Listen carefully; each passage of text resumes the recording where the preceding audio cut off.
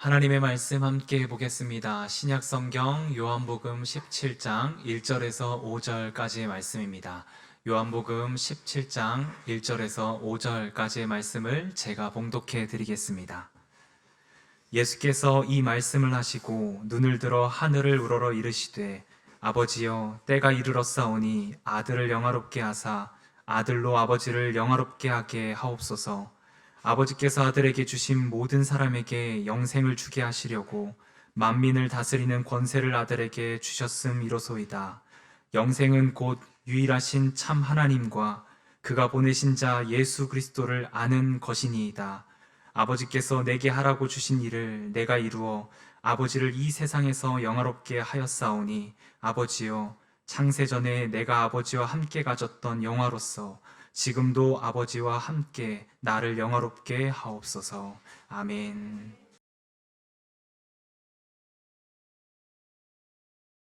오늘도 주 안에서 예배하는 여러분들의 마음에 주님의 평강과 사랑이 가득하기를 간절히 바랍니다. 우리는 지난 12주간에 걸쳐서 평화의 기도라는 그 기도문을 가지고 함께 말씀을 나누었습니다. 우리가 함께 살펴본 그 평화의 기도문을 한번 곰곰이 그리고 자세히 살펴보면 우리가 살아가는 인생에는 두 가지 길이 있다라는 것을 알게 됩니다. 한번 여러분들 그 12주 전에 이제 이야기했던 것부터 시작해서 지난주까지 드렸던 말씀을 한번 생각해 보면 미움이 있는 곳에 사랑을, 다툼이 있는 곳에 용서를, 그리고 분열, 일치, 의욕과 믿음, 절망과 소망, 그리고 위로받기 원하는 자의 삶과 위로하는 자의 삶, 이해받기 원하는 자의 삶과 이해하는 자의 삶, 사랑받기 원하는 자의 삶과 사랑하는 자의 삶, 이렇게 두 가지 대조되는 단어를 통해서 우리 앞에 서로 다른 두 길이 있음을 이 기도문을 통해서 우리는 보았습니다. 이 중에 앞에서 언급되는 단어들, 그러니까 앞에서 언급되는 내용들은 모두 우리의 본성에 해당되는 길입니다. 그러니까 우리가 노력하지 않아도 자연스럽게 걷게 되는 일입니다. 이해받고 싶어하고 사랑받고 싶어하고 그리고 위로받고 싶어하는 마음은 굳이 애쓰고 노력하지 않아도 그냥 인간이 본성이 가야 하는 그냥 그 길입니다. 그에 비해서 두 번째에 뒤따라오는 길은 우리가 노력하고 애쓰고 수고해야 하는 은혜의 길입니다. 그러니까 사랑해야 하고 위로해야 하고 이해해야 하는 것. 그래서 이 두 길 사이에 서 있는 우리로 하여금 앞에 있는 본성의 길을 따르지 않고 은혜의 길을 걷게 해주십시오라고 하는 간구가 평화의 기도에 나오는 간구입니다. 우리가 이 은혜의 길을 따라 걸을 때 그 길이 주님의 길이며 그 길 끝에 하나님께서 우리에게 주시고자 하는 귀한 선물과 아름다운 값진 것들이 그 안에 담겨 있기 때문입니다. 그래서 우리는 하나님께서 이야기하신 그 은혜의 길을 걸어야 하는 사람입니다. 우리가 이렇게 간구하는 이유는 이 은혜의 길만이 예수님께서 걸으셨던 길이며 이 땅의 평화를 이루는 길이며 제자의 길이기 때문입니다. 기독교 서적, 신앙 서적 중에 성경과 철로 역정, 그 다음으로 많이 팔린 신앙 서적이 한 권 있습니다. 토마스 아켄피스가 쓴 그리스도를 본받아라고 하는 책인데요. 이 책은 우리가 어떻게 하면 그리스도를 본받으며 그리스도가 갔던 길을 따라 걸을 수 있을까에 대한 내용을 세분화해서 한 챕터 한 챕터씩 기록한 내용이 이제 그 본받아 책에 나오는 내용입니다. 이 책의 54장의 항목에 보면 본성과 은혜라고 하는 항목이 있습니다. 이 본성과 은혜라고 하는 항목을 자세히 들여다보면 우리 앞에 놓인 본성의 길 그리고 은혜의 길이 나누어져 있음을 알고 우리가 걸어가야 하는 길이 은혜의 길이다라는 것을 이렇게 제시해 주고 있는데요. 그 중에 몇 가지를 제가 발췌해서 가지고 왔습니다. 한번 읽어드리도록 하겠습니다. 54장 6절에 해당되는 내용인데요. 본성은 자신에게 유리한 것을 얻기 위해서 노력하며 다른 사람에게 어떤 이익을 얻을 수 있을까를 항상 생각하느니라. 은혜는 무엇이 자기 자신을 위하여 유리하고 이로운 것인가를 생각하지 아니하고 오히려 많은 사람들의 선을 위하여 무엇이 좋은 것인가를 생각하느니라. 본성은 탐욕적이고 주기보다는 받는 것을 좋아하며 그 자신과 개인적인 사용을 위하여 물건을 소유하는 것을 즐기느니라. 그러나 은혜는 친절하고 관대하며 개인적인 이익을 구하지 아니하고 적은 것에도 만족하며 주는 것이 받는 것보다 복이 있다고 여기느니라. 그러므로 본성이 억압되고 지배를 받을수록 은혜는 더욱 풍성히 내려오고 매일매일 새로운 은혜가 임재함으로써 내적인 자아는 하나님의 형상을 따라 새롭게 되느니라.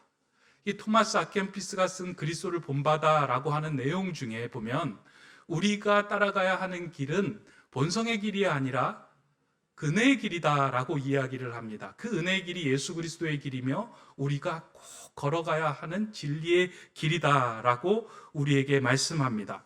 그러나 이 은혜의 길은 평탄한 길이 아닌 자갈밭과 같아서 우리에게 익숙해지는 것이 아닙니다. 그러니까 본성처럼 익숙하게 걸어갈 수 있는 길이 아니고요. 자갈밭처럼 뒤뚱거리며 걸어가는 길이 이 은혜의 길입니다. 그래서 이 은혜의 길을 걸으면 기쁨이 넘치고 행복함이 넘쳐야 하는데 때로는 눈물이 나기도 하고 어리석어 보이며 왜 이 길을 내가 걷고 있는지에 대한 의문을 제기하기도 하는 길입니다.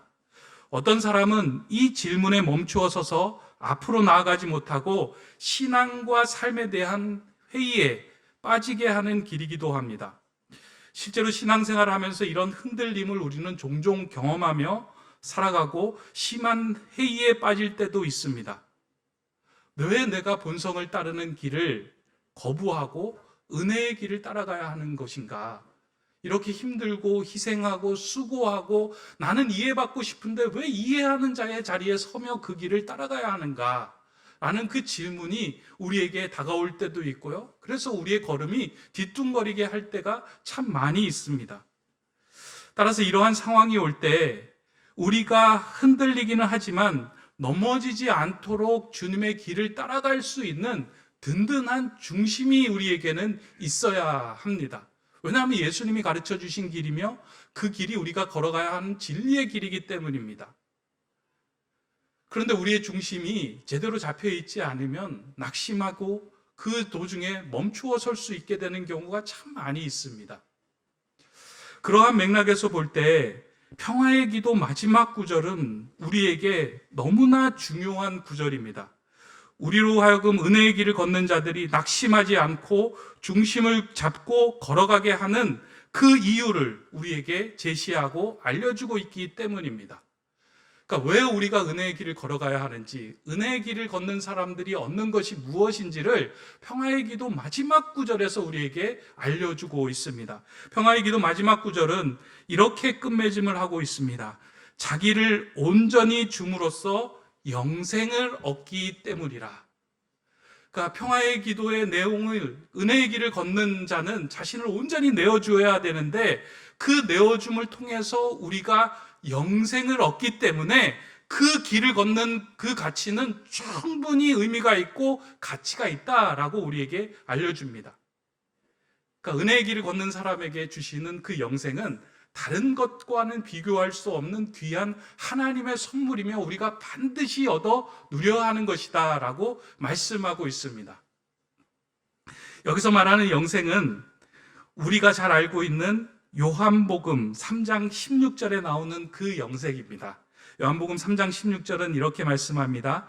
하나님이 세상을 이처럼 사랑하사 독생자를 주셨으니 이는 그를 믿는 자마다 멸망하지 않고 영생을 얻게 하려 하심이라. 그러니까 신구약 성경을 줄이고 또 끓여서 압축해서 남은 한 구절이 있다면 많은 신학자들은 요한복음 3장 16절이라고 이야기를 하는데요. 그 16절 중에서 핵심되는 단어를 뽑으라고 한다면 하나님을 믿는 자는 영생을 얻을 것이다 라는 이 구절입니다. 그러니까 영생이라는 것은요, 하나님을 믿고 따르는 자가 반드시 소유하고 얻고 누려야 하는 삶입니다. 하나님은 우리를 사랑하시어 예수님을 통해서 가장 귀한 이 영생을 선물을 주고자 작정하셨습니다. 그래서 예수님을 믿고 그 길을 따르는 자에게 하나님은 예수님은 그 하늘의 선물인 영생을 허락해 주셨습니다. 그래서 그 은혜의 길을 걷는 자에게는 영생이 넘치게 되고 영생을 얻은 자는 자연스럽게 그 은혜의 길을 걸을 수 있게 됩니다. 예수님은 세상을 떠나기 전에 마지막 기도의 자리에서도 영생에 대한 이와 같은 말씀과 기도를 하십니다. 오늘 우리가 읽었던 본문 17장 앞절에 나오는 내용입니다. 아버지께서 아들에게 주신 모든 사람에게 영생을 주게 하시려고 만민을 다스리는 권세를 아들에게 주셨음이로소이다. 아버지께서 내게 하라고 주신 일을 내가 이루어 아버지를 이 세상에서 영화롭게 하셨사오니, 예수님은 하나님께서 자신을 이 땅에 보내신 이유를 자신을 믿는 자, 하나님을 아는 자에게 영생을 주게 하기 위해 이 땅에 보내셨다라는 사명을 분명히 알고 있었습니다. 그리고 오늘 기도문을 통하여 본 것은 자신을 믿는 자에게 영생을 선물로 주셨다라고 이야기합니다. 예수님을 믿고 따르는 자에게, 모든 사람들에게 그 영생을 허락하셨다라고 말씀합니다. 그렇다면 여러분들에게 한번 질문해 보겠습니다. 여러분들은 예수님을 믿고 따르고 또 제자가 되기 위해 이 자리에 모여서 예배하잖아요. 여러분들은 영생을 얻으셨습니까? 1부 때도 이제 대답이 전혀 없었는데요. 2부 때도 대답이 없습니다. 근데 제가 영생을 얻으셨습니까? 라고 강단에서 질문할 때 속 시원하게 대답하는 그 답변을 들은 적이 거의 없습니다. 왜 그럴까요? 그 이유는 영생이라고 하는 단어에 대해서 우리가 오해하고 있는 부분이 좀 있기 때문입니다. 우리는 영생이라는 단어를 들으면 먼저 생각나는 게 뭐예요? 예수 그리스도를 믿고 죽어서 천국 가는 게 영생이라고 생각을 해요. 근데 우리가 지금 아직 죽지 않았잖아요. 그래서 나중에 이제 죽어서 천국 갈 건데 영생을 얻었느냐라는 질문을 하니까 나중에 대답하겠습니다. 뭐 그런 마음이 있고요. 또 한 가지는 내가 이 땅을 살아가면서 영원히 죽지 않고 사는 것을 영생이라고 생각을 합니다. 그러니까 아직까지 지금 육신의 몸에 생명을 붙어 있는데 내가 죽지 않고 영원히 사는 것을 내가 어떻게 이야기하겠습니까? 그러니까 내가 영생에 대해서 속 시원하게 답변을 못하는 겁니다. 그런데 이 영생이라는 이해가 완전히 다른 것, 틀린 것은 아니지만 예수님께서 말씀하신 영생의 의미하고는 조금 결이 다릅니다. 예수님께서는 이 영생에 대해서 뭐라고 정의하시냐면, 오늘 우리가 읽은 본문에 보면 조금 다른 어떤 시선에서 이야기를 하고 있는데요. 본문 17장 3절의 말씀에서 이렇게 얘기합니다. 영생은 곧 유일하신 참 하나님과 그가 보내신 자 예수 그리스도를 아는 것이니이다. 우리는 죽어서 천국 가는 거, 영원히 사는 것을 영생이라고 생각하고 있었는데, 예수님은 영생을 하나님을 알고 예수 그리스도를 아는 것이 영생이다라고 이야기하고 있습니다. 예수님이 말씀하신 영생은 하나님과 예수 그리스도를 믿음으로 새로운 영적인 존재로 태어나는 것을 의미하고 있습니다. 이 영생을 조금 더 명확하게 이해하기 위해서 오늘 본문에서 예수님께서 말씀하신 이 영생이라는 단어를 우리가 한번 조금 더 깊게 살펴볼 필요가 있습니다.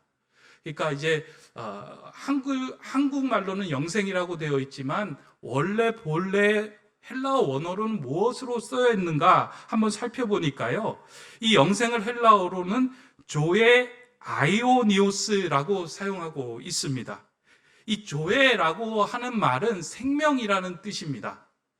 이 앞에 나오는 조에라고 하는 말은 생명인데, 성경에서는 생명을 뜻하는 단어가 두 가지로 나오는데요. 하나는 육체의 생명을 이야기하는 비오스라는 단어를 사용하고 있습니다. 이것은 우리의 눈으로 볼 때, 저 사람이 살아있구나 하는 것을 판단할 수 있는 그 겉으로 드러난 형체의 생명이에요. 그러니까 동물이 살아있고 식물이 살아있고 사람이 살아있는 것, 우리가 눈으로 보고 판단할 수 있는 그 생명을 이야기할 때 그 비오스라는 단어를 쓰고요. 조에라고 하는 것은 비오스하고는 좀 이렇게 대조적인 거로 우리 영적인 내면의 생명을 이야기합니다. 그러니까 예수 그리스도를 믿고 난 후에 영적으로 새로 거듭난 생명을 얻은 상태, 육신은 살아있지만 영이 죽어있으면 그 사람에게는 조회가 있다라고 이야기하지 않습니다. 그러나 육신도 살아있고 그 사람 내면 안에 하나님을 알고 하나님을 믿는 그 영적인 존재가 태어난 그 상태를 조회라고 이야기합니다. 따라서 성경은 영생이라고 할 때 단지 죽어서 천국을 가는 것이라고 이야기하는 것도 아니고 영원히 죽지 않고 살아가는 것, 그것을 이야기하지 않습니다. 성경에서 이야기하는, 예수님이 이야기하는 영생이라고 하는 것은 예수 그리스도를 알고 하나님을 알음을 통하여 우리가 영적인 생명을 얻어 영적인 존재로 거듭나는 것, 다시 태어나는 것을 의미합니다. 이게 조금 더 구체화되기 위해서는요, 조의 아이오니오스라고 하는 이 아이오니오스를 좀 이해할 필요가 있습니다. 이게 조금 어렵기는 하는데요, 이 아이오니오스라는 단어는 영원한이라는 단어가 있지만 시대, 오는 시대, 도래하는 시대라는 단어를 가지고 있습니다. 그러니까 예수님께서 이 땅에 오실 때요, 하나님의 나라와 함께 이 땅에 오시잖아요. 그러니까 예수님께서 이 땅에 오심을 통해서 하나님의 나라가 이 땅으로 들어오시는 거예요. 그러니까 하나님의 나라가 도래했다라고 할 때 그 도래하는 그 시대를 아이오니오스라고 이야기를 합니다. 그러니까 내가 살아가고 있는데, 한 생명이 살아가고 있는데 그 생명 가운데로 하나님의 시대가, 하나님의 나라가 들어오는 거예요. 이걸 영생이라고 이야기합니다. 그래서 그 사람은 나의 시대를 살아가는 것이 아니라 내 안에 들어온 하나님의 나라, 하나님의 시대, 예수 그리스도의 생명을 가지고 새 시대의 삶을 살아가는 것, 그게 영생이에요. 그럼 여러분 안으로 하나님이 들어오시고 하나님의 시대가 들어오셨잖아요. 나는 내 삶으로 살아가는 것이 아니라 이제부터는 예수 그리스도가 내 삶의 주인으로 살아가겠습니다라고 고백하였습니다. 그럼 여러분들은 영생을 얻은 자입니까? 네, 라고 답변을 해야 돼요. 우리 안으로 하나님의 나라가 들어오는 것, 그 하나님이 우리 안에서 새로운 창조를 이루어갈 수 있도록 나를 온전히 내어주는 것, 그 온전히 내어줌 속에 영생이, 새로운 영적인 존재가 태어나는 것, 그것을 예수님은 영생이라고 이야기합니다. 이러한 이해를 가지고 있으면 앞서서 말한 예수님이 영생은 하나님을 알고 예수 그리스도를 아는 것입니다 라고 하는 말이 이해가 됩니다.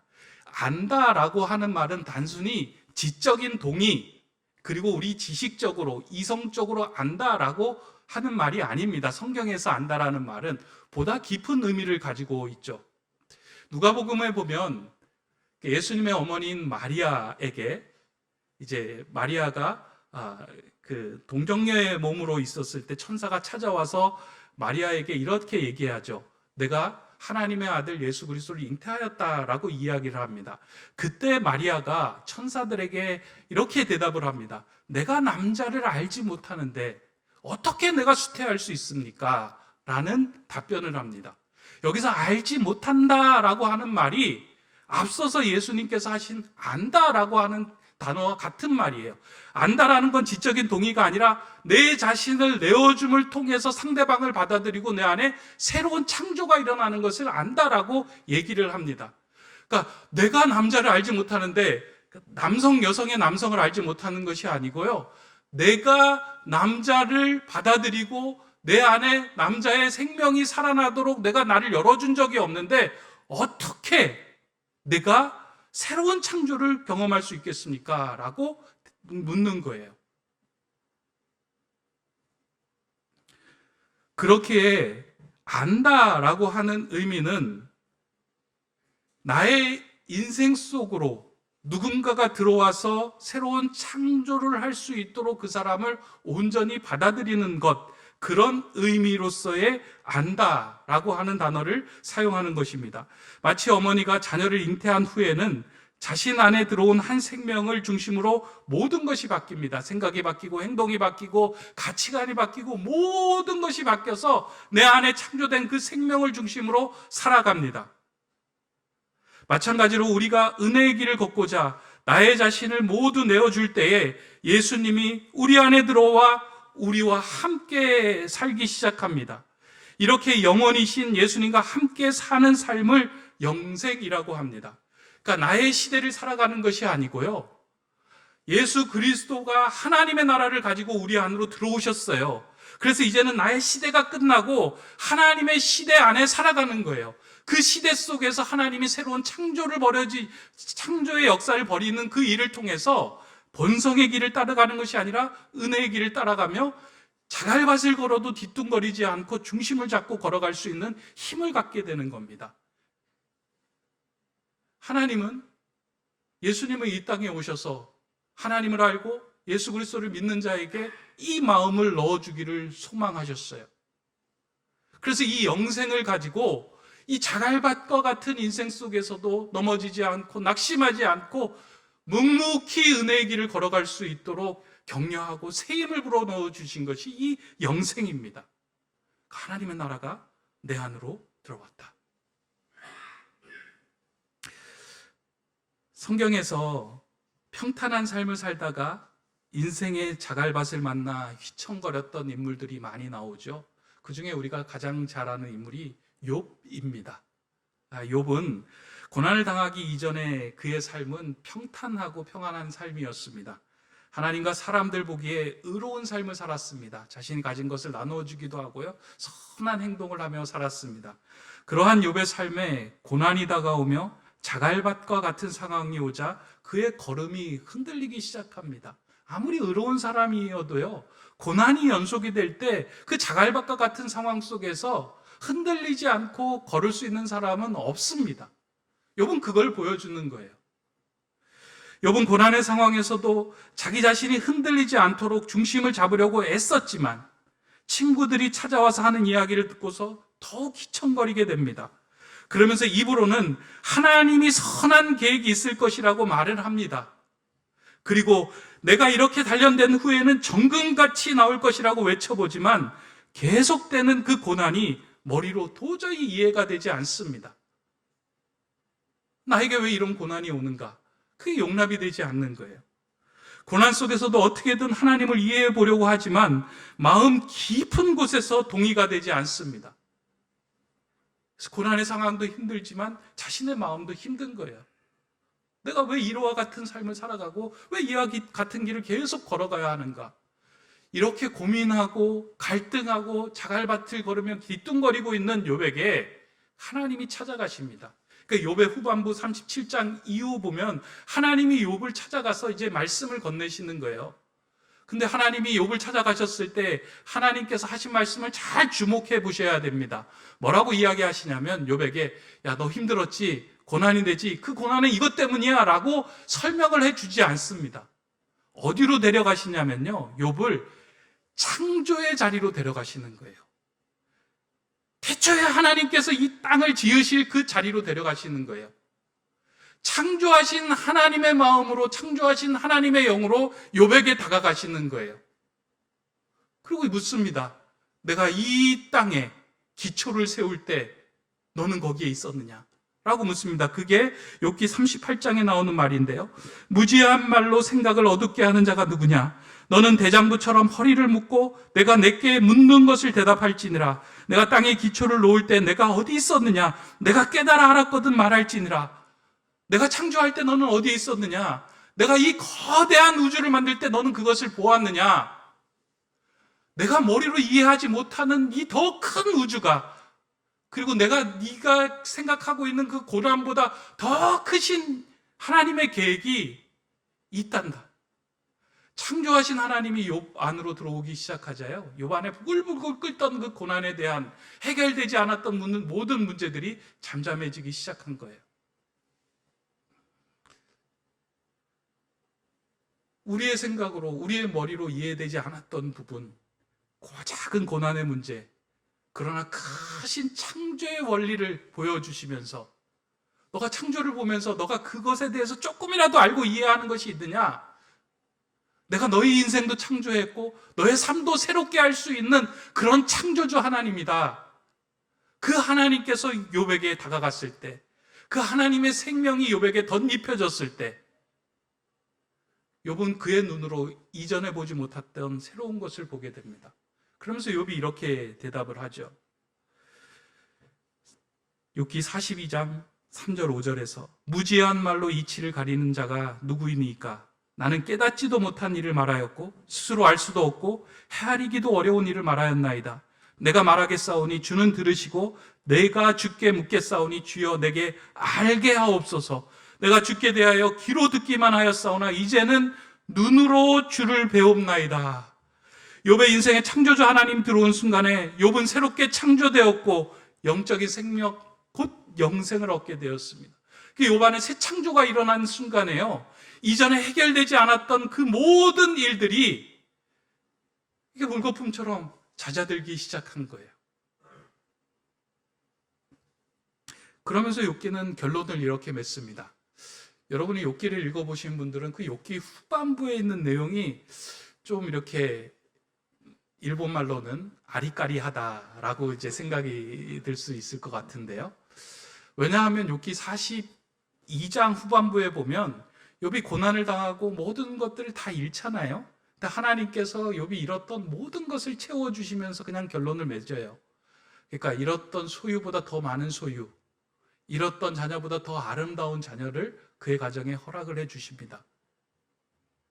그래서 일부 학자들이 하는 이야기가 뭐냐면 욥기는 이 42장 후반부의 결론이 빠져야 된다. 왜냐하면 세속적인 복이 다시 들어감을 통해서 욥기가 고난을 통하여 창조의 하나님을 만나고 회복되는 그 모든 것들이 이렇게 약간 이렇게 퇴색된다라고 이야기를 합니다.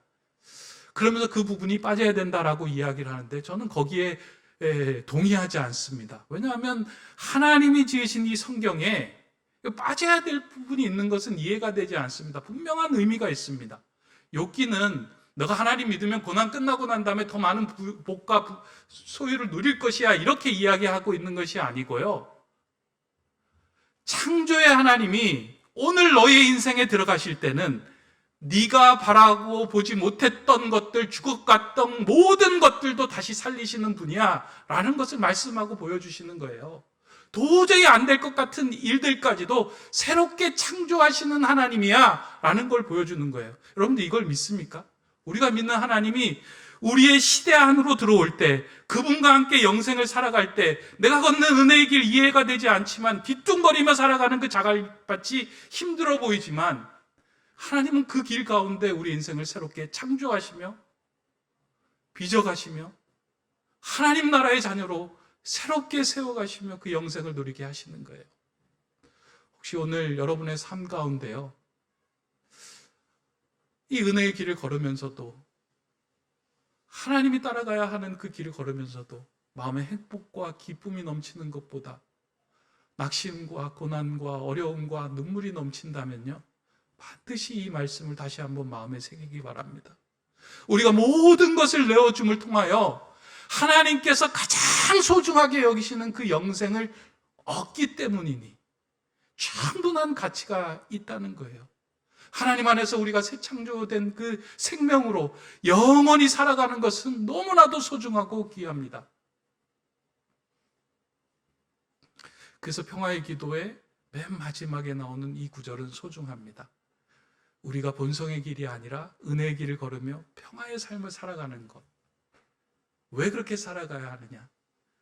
영생을 얻기 때문이니, 주님과 함께 살기 때문이니, 내 안에 나의 시대는 끝나고 하나님의 시대가 펼쳐지기 때문이니, 그 시대 안에서 하나님과 함께 영원히 살아가기 때문이니 그 영생을 소유하며 누리며 또 기쁨으로 평화를 이루는 도구로 살아가는 저와 여러분 다 되시기를 간절히 축원합니다.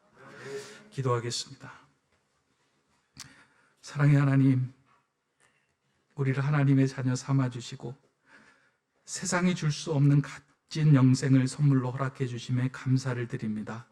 다시금 내 안에 찾아오신 주님을 인정하며 본성의 길이 아닌 은혜의 길을 따르며 살고자 합니다. 은혜의 길을 걷는 동안 지치지 않게 하시고 선물로 주신 영생을 누리며 하나님께는 기쁨이 되고 땅에는 평화를 전하는 은혜의 삶이 되게 하여 주시옵소서. 우리 높은 뜻 세움교회가 그런 교회 되게 하여 주시고 세움교회에 속한 모든 성도가 영생을 소유하며 누리며 맛보는 인생 되게 하여 주시옵소서. 예수 그리스도의 이름으로 기도드립니다. 아멘.